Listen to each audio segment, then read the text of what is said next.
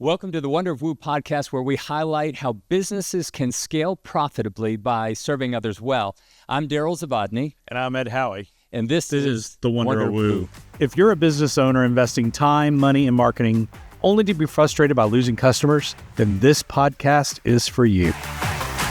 And the Wonder of Woo podcast really celebrates the rewards of serving others well in business and in life. We talk about this all the time. It doesn't just feel good, it's good business, right? It's good business, and it's good for each other, too. Yeah, it really is.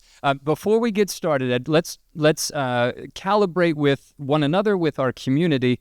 What is the Wonder of Woo? What is Woo? What are we talking about? And how does it apply to the conversation today? So Woo, 3 O's.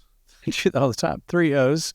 Winning others over and over. It takes a lot of effort. It takes a lot of intention to win others over. But it's the new customer. It's the new date. It's the new whatever. But to maintain that energy, that intention, those systems, those processes, to ensure that you are showing your appreciation, your affection, your admiration for that long-lasting relationship, it takes effort. And that's what we celebrate, both in business and in life. So let's talk about really the framework of how that happens, because Woo isn't just an acronym for winning others over and over. It's also a framework of maybe how one might think about getting that done. That's for sure. So the deal is, how do you woo? How do you do? Well, you have to know what they want, whoever the they is. You have to be able to do it, and you have to do it over and over again, right? Like efficiently, profitably, consistently, to build that trust. What that means in our terms is you have to orchestrate, operationalize, and optimize. And what's great is when you are well orchestrated, well operationalized, and well optimized, that is Woo, W-O-O-O. It sounds simple. It does. But Lord, it is a complicated endeavor. So the segment that we're on is a segment that I know you love, and your shirt would suggest it. So the segment that we're working on is Inspire More Joy. And the purpose of this segment is really to encourage the discouraged leader, and that might be you. So you might be discouraged about something in your personal life. You might be discouraged about something in your business life. Regardless, we think that matters, and we really believe that the world needs Woo from you. So today, Ed, the topic of the conversation is really on the idea of how we endure loud criticism. So how we endure loud critics. We've lived life long enough, everybody has lived life long enough to say there is always a critic. And so let's talk about this idea of criticism and how one can respond as a leader. Ed, have you ever, maybe time for vulnerability, transparency, if I ask you, hey, well, can you think about a time where criticism hits you? Yep. Personally or professionally, very high level, what happened and how did it affect you as a leader? We intentionally want to keep these conversations concise, so there's probably going to be tons of things in other episodes we can build off of this. But when you said loud criticism, I went back to when I was about 8 years old, and the home I grew up in actually backed up to the school property, which backed up to the Little League field. And my Little League coach was extremely loud, and he was desiring me to run faster. And so in the middle of a game with the stands full, of 12 parents on each side, whatever, he yelled, "Howie, get the lead out." How'd that in the middle of the game? Yeah. Wasn't the most constructive way to get me to run faster. Okay. Now, I wasn't necessarily a shy kid, but I also didn't want to be yelled at in front of 24, 30 people, my friends, that kind of stuff, especially in the middle of a freaking game, right? But the loudness came even more significantly when I got home and my brother and my parents heard the coach yelling at me in our backyard. So talk about loud criticism. Right.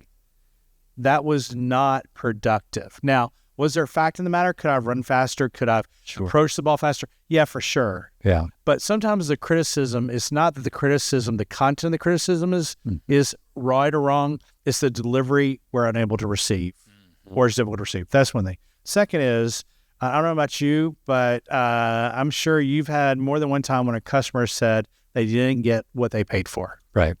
That crushes me. Yeah. I had a client, a friend, we'd worked with them for several years, and they, to make it easier, frankly, for them to stop working with us, they wanted to justify it as something, and they said, well, we just weren't getting the value we needed from y'all. Right. And my team is all about delivering value. Yeah. So what I did is, in that case, I said, okay, is this feedback accurate?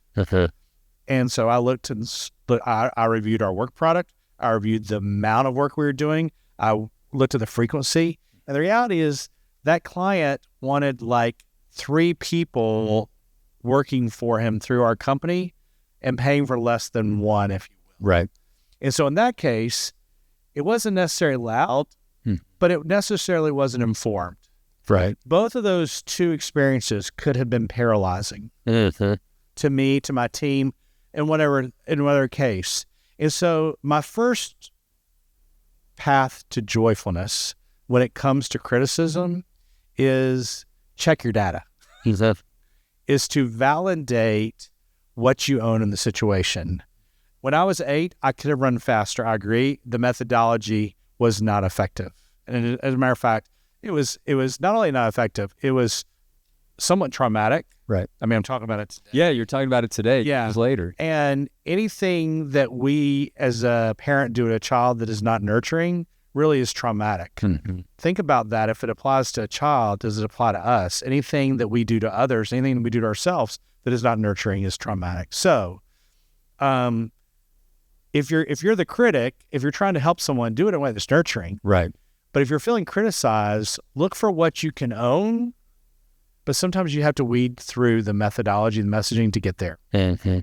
On the second lesson I learned, and let me add here, let's talk about what joy is. Joy is peace of mind. As a baseball player in right field, with my Hank Aaron mitt, to perform better, I needed to run faster. Sometimes you have to segregate what is the desired outcome versus the emotion around it, okay? So if I had taken that and said, I'm not going to run faster, that doesn't help me be the leader on that 8-year-old baseball team that I could have risen to be. I still was never going to be fast as Eric, but that's okay. So, but when it comes to like people's, like now in your business, I have found that if joy is peace of mind, and I'm in a situation where there's a lack of peace of mind, oftentimes the best thing I can do is take an emotional step back, detach the emotion from the conversation, and look at the facts and say, was this criticism warranted? And is the context of this criticism relevant? We've got a company, B2I Creative. We're a marketing branding firm. We are not just providing like functional solutions. We're providing a lot of creative solutions. And everyone has an opinion on what a logo should look like. Right. And I have said, and I try to inspire my team, that every bit of feedback is important. Not every bit of feedback is relevant. And so I found when it comes to discouragement, when it comes to criticism, the best thing I can do to maintain or restore my peace of mind, my joy, is to determine the relevancy of the feedback. Sure. Because if not, you can be kind of cobbled at your knees. Yeah.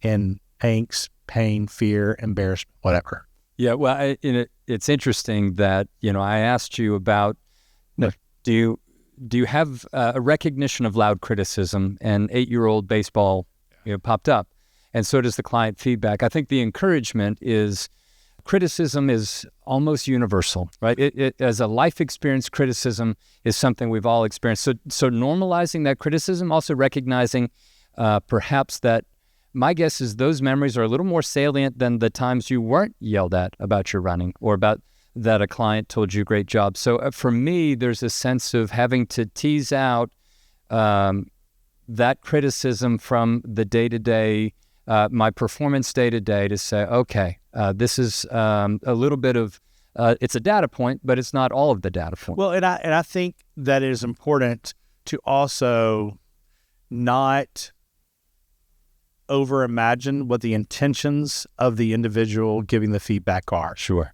Okay. Were the intentions for me to be better, to perform better, to optimize, or are the intentions to break me down? Mm-hmm.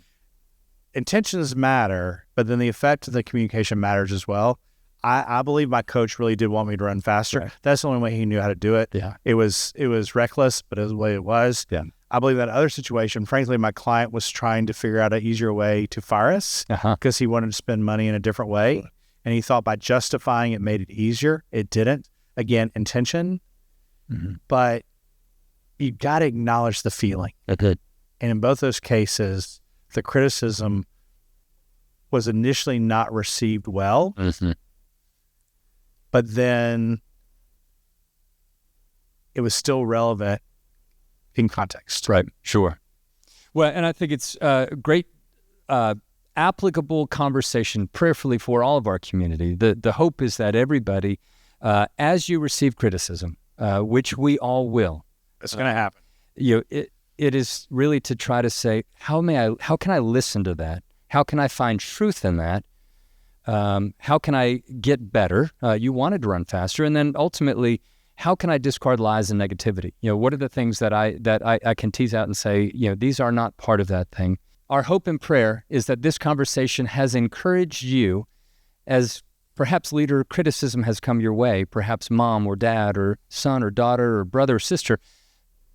Maybe criticisms come your way. Our hope is that there's a productive, normalizing part of this conversation that helps you to receive that criticism and to respond in a way that's productive moving forward, because we truly, truly do believe that everybody wants woo and the world needs it from you.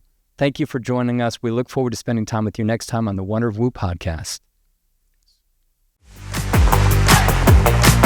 So that's it for today's episode of the Wonder of Woo. Head on over to Apple Podcast or wherever you listen to subscribe to our show. One lucky listener every single week who posts a review on Apple Podcasts will win a chance in the grand prize drawing to win a $25,000 value private VIP day with Darryl and me. Be sure to head on over to the wonderofwoopodcast.com and pick up a free copy of our gift. And please join us next time.